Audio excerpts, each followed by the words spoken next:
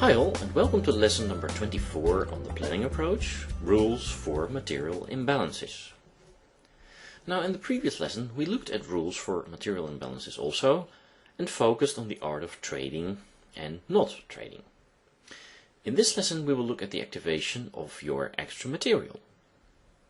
Okay, so let's immediately head on to the first example. In this position I was playing with the black pieces against a club colleague of mine called Marco Meijer.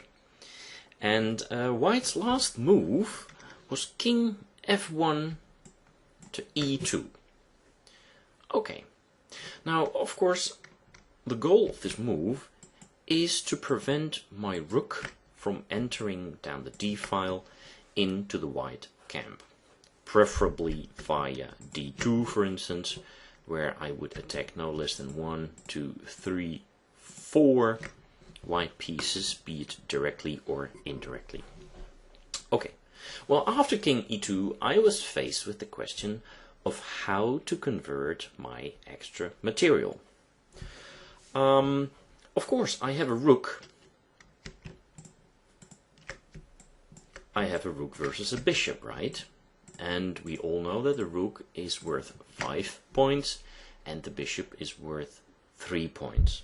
So normally I should be winning this position, but how to go about it? It seems that I can't really use my rook immediately, because the strength of the rook would be that I can somehow enter, then start attacking White's weak pawns. But for the moment my rook has very limited mobility. It cannot go to the left, it cannot go to the right, and of course it can move up the rear, but that's not useful, and it also cannot go forward to enter White's position.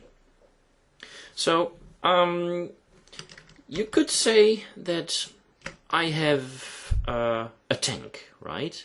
I have a beautiful tiger tank, like the Germans would have in the Second World War. And on the other end, White also has a tank, but it's just only a pattern tank. And the Tiger tank was bigger and larger and more powerful. But of course, if these tanks go into battle, the outcome of the battle depends very much on the question, first of all, how many tanks do you have? Well, in both cases, or in this case, both sides have one tank. And also, do you know how to bring it to the right battlefield, and can you aim the barrel correctly, and can you fire a shell, right?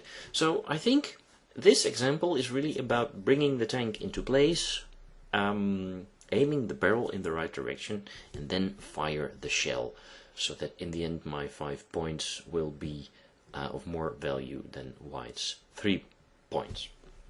Okay, so I had to come up with a plan here, and it all involves activating the rook.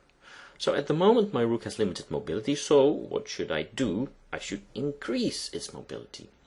And in order to do so I should create new highways into White's position and try to create new weaknesses also. So I started with the move A4. Now, of course, if White plays B takes A4, that would be kind of silly, because then I would be immediately able to free up the rook.